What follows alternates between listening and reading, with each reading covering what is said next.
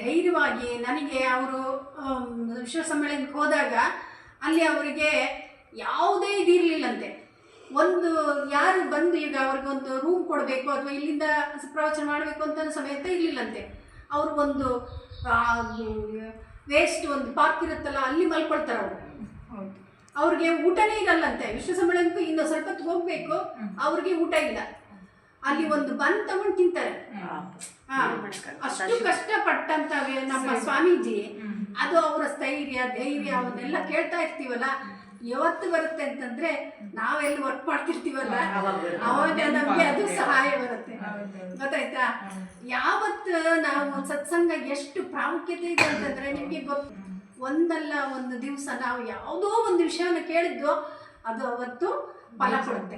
ಅದಕ್ಕೆ ಸತ್ಸಂಗಕ್ಕಿಂತ ಎಲ್ಲರೂ ಹೇಳುತ್ತದೆ, ಸತ್ಸಂಗಕ್ಕಿಂತ ಯಾವುದು ಮೇಲಲ್ಲ. ಇಡೀ ಈ ಪ್ರಪಂಚದಲ್ಲಿರುವಂಥ ಸುಖವನ್ನ ಒಂದು ತಕ್ಕಡಿಯಲ್ಲಿ ಹಾಕಿದ್ರೆ, ಒಂದು ಕಡೆ ಸತ್ಸಂಗ ಹಾಕಿದ್ರೆ ಸತ್ಸಂಗ ಹೆಚ್ಚಾಗ್ತದೆ. ಗೊತ್ತಾಯ್ತಾ? ಈ ಸುಖ ಏನಿಲ್ಲ, ಗೊತ್ತಾಯ್ತಾ? ಇವತ್ತಿಗೆ ಸುಖ ಅಷ್ಟೇ ಇದೆ.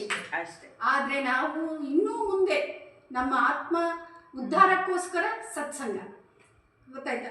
ಆತ್ಮ ಸುಖಕ್ಕೋಸ್ಕರ ಸತ್ಸಂಗವನ್ನು ಮಾಡ್ತೀವಲ್ಲ, ಅದು ನಮ್ಮನ್ನು ನಾವೇ ಏಳಿಗೆ ಮಾಡ್ಕೊಳ್ಳೋಂಥದ್ದು, ಮತ್ತು ಆತ್ಮನ ಉದ್ಧಾರ ಮಾಡ್ಕೊಳ್ಳೋಂಥದ್ದು, ಇದೆಲ್ಲವೂ ಕೂಡ ಸತ್ಸಂಗಗಳಲ್ಲಿ ನಡೆಯುತ್ತೆ.